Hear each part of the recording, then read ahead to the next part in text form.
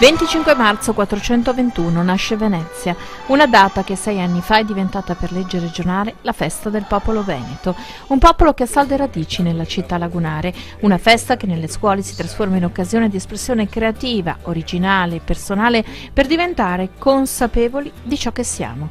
113 gli istituti che hanno partecipato, 160 i progetti che si sono contesi, un riconoscimento che ha premiato 31 classi, una chiassosa ed allegra mobilitazione culturale che ha coinvolto 5.000 ragazzini non solo del Veneto ma anche di Istria e Croazia.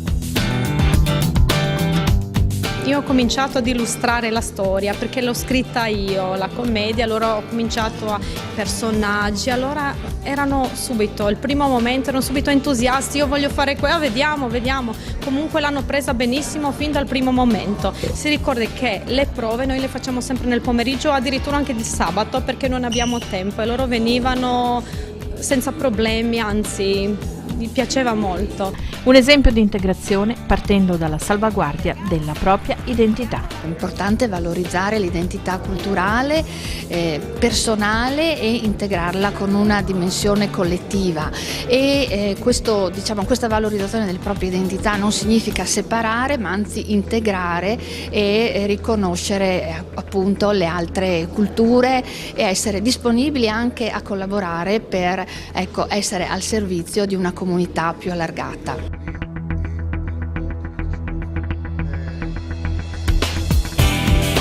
La festa del popolo veneto esce da Venezia, dopo la cerimonia alla Chiesa della Pietà, tappe in tutto il territorio regionale. Ed è anche un veicolo di integrazione e di capacità di trovare dentro di sé la forza per confrontarsi in un mondo sempre più globalizzato. Quindi sapere chi siamo è importante anche per capire dove andiamo. C'è sempre la presenza della comunità italiana in Istria e di Fiume, questo per indicare l'identità di un popolo veneto che va oltre i confini geografici e politici del nostro paese. La storia di Venezia ce l'ha insegnato, forse Venezia è stata la prima nazione globalizzata che ha saputo conquistare non solo i mercati ma anche trasmettere i propri saperi e la propria identità nei popoli del mondo e dell'Adriatico e Mediterraneo in particolare.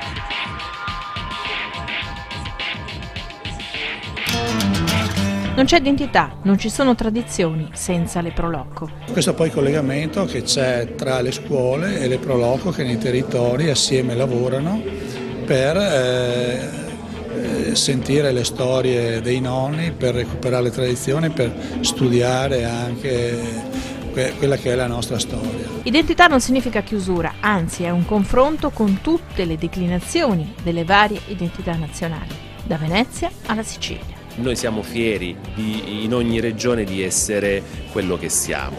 Rappresenta un modo per far conoscere meglio la nostra Italia, che è così variegata dal punto di vista culturale, dal punto di vista sociale, dal punto di vista generale del turismo, dei beni culturali e tutto il resto.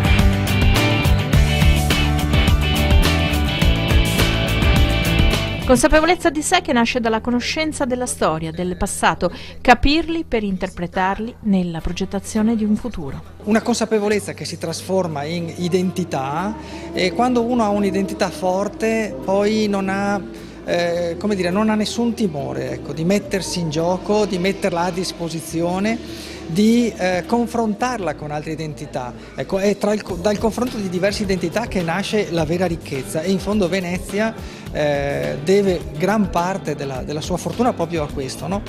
Al confronto, all'acquisizione di nuovi saperi e all'assimilazione anche di usi e costumi.